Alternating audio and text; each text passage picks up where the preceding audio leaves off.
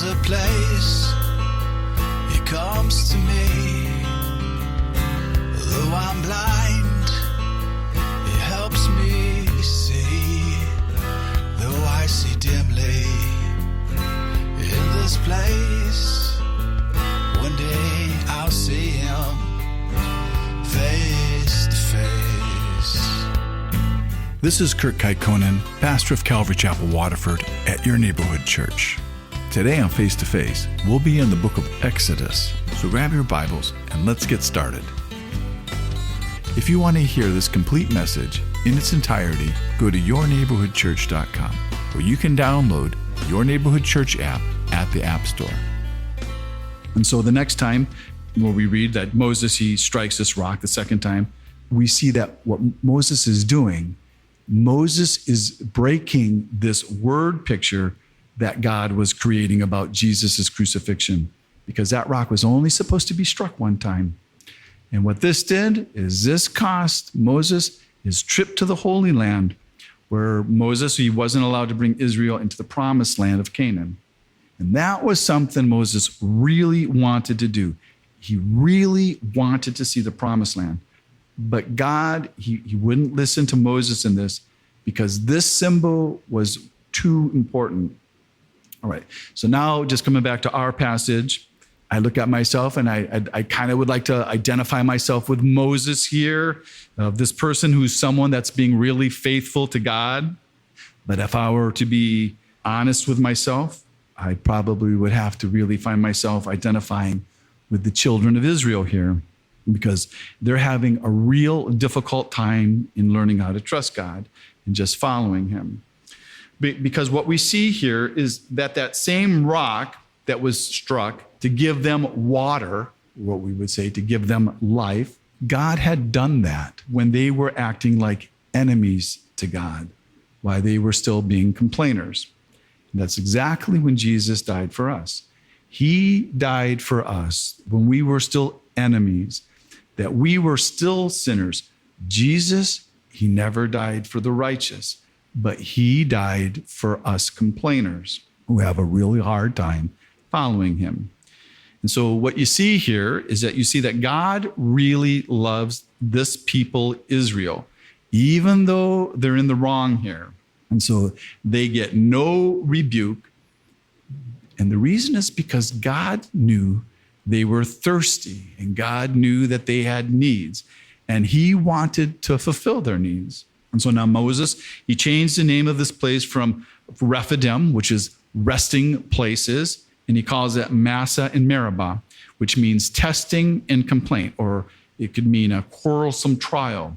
But as we read here, this place is still being called Rephidim, and we learn something else about this place called Rephidim, but we find it in Psalm 78, because in Psalm 78, we're told that Amalek heard a river flowed out of Rephidim.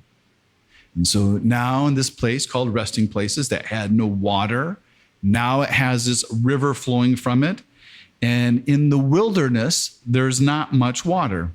And good news travels really quick. And so this people, Amalek, which are these Bedouin type people, they live in tents, they come down and they attack Israel.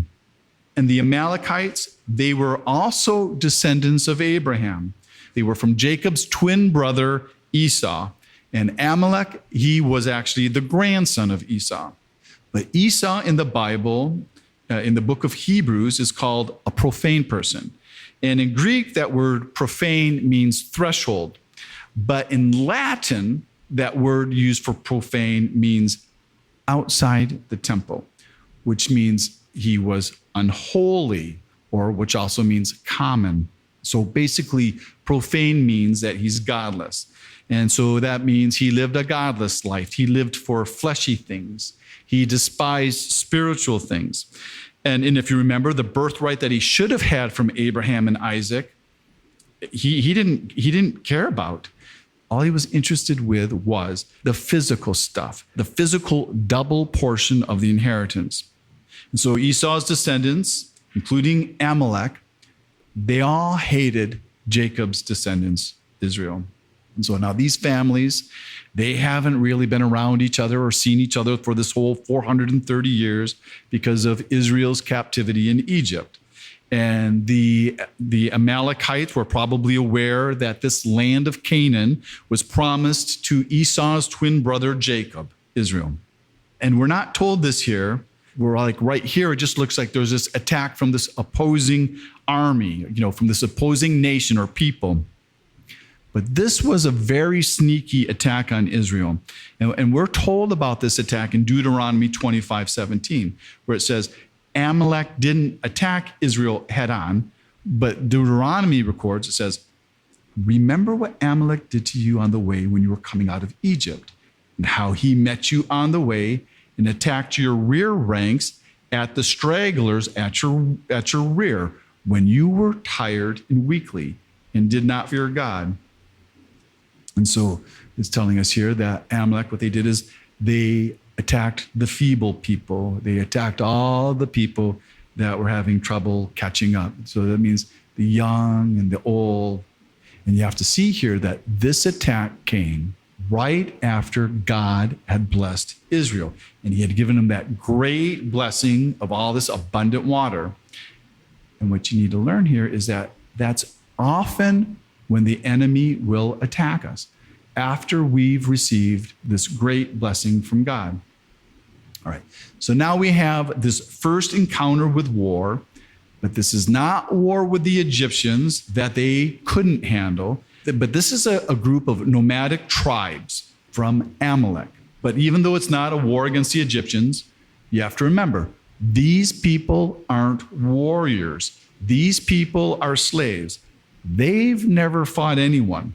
And it was God who fought for them against the Egyptians, but it'll also be God who battles for him here.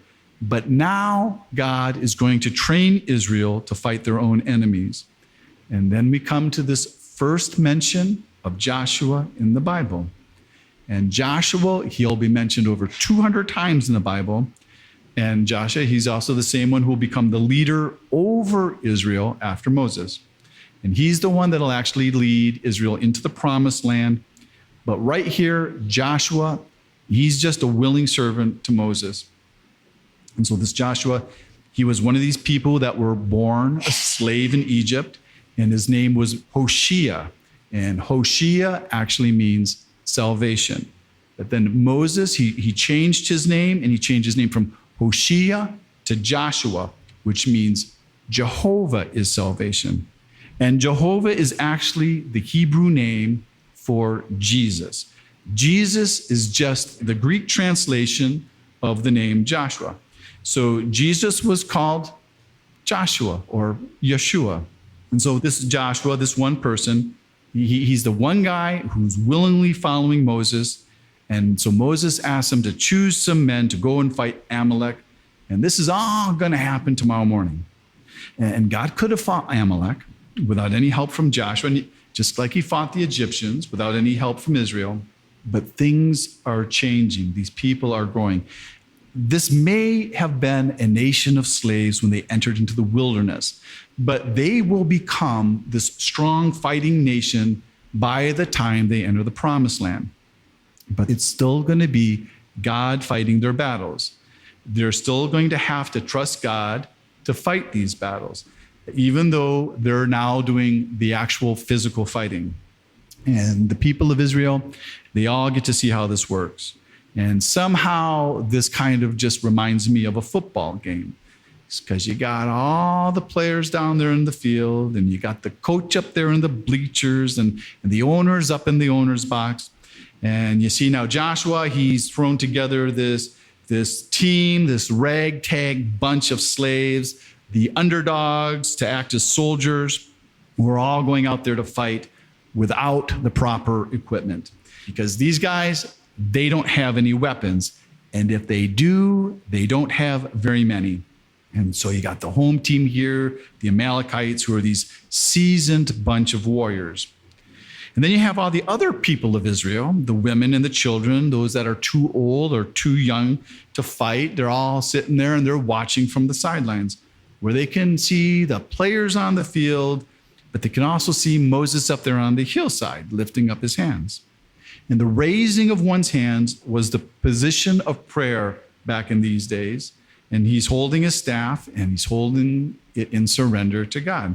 And when he does this, the ragtag army of slaves, they're winning. They're driving Amalek back. But when Moses drops his arm from fatigue, they start losing.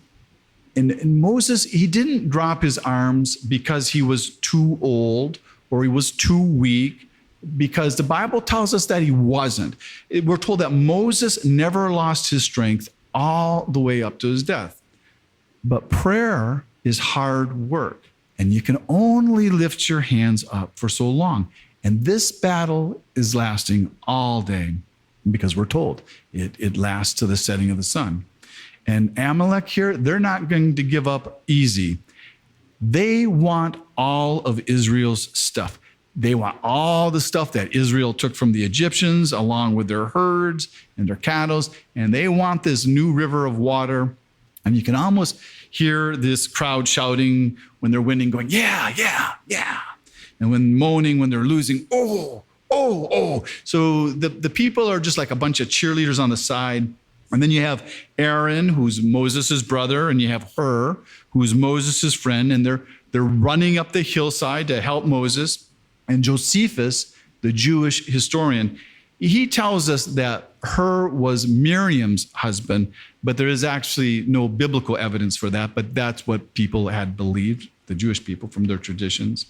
And so if that's true, you have these 3 old geezers up here on the he side, just all in their later 80s and 90s. And then you got all Israel watching down there, and they're going that their fate depends on these 3 old men up there on the hillside.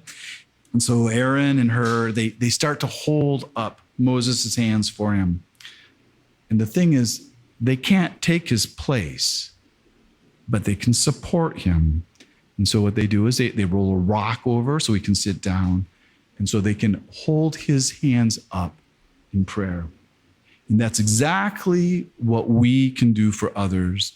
When we see somebody going through hard trials and going through the battles of life, like an illness or having problems in their family or maybe their finances, we may not be able to take their place, but we can hold their hands up in prayer before God, and we can strengthen them as God fights their battles for them in their lives.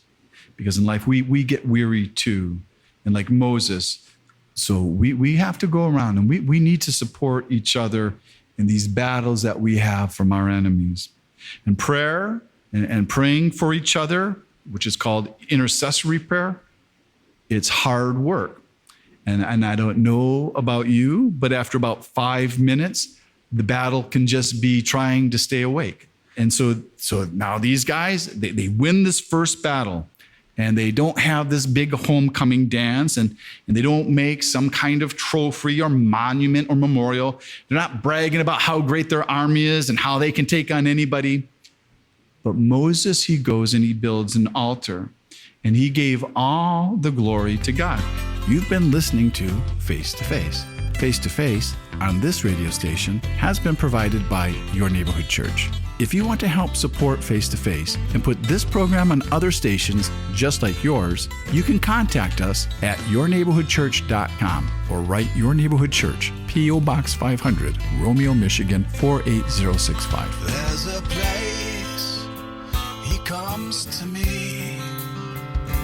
Though I'm blind, he helps me see. Though I see dimly in this place, one day I'll see him face to face. Tune in again tomorrow at this same time as we continue to go through the Bible.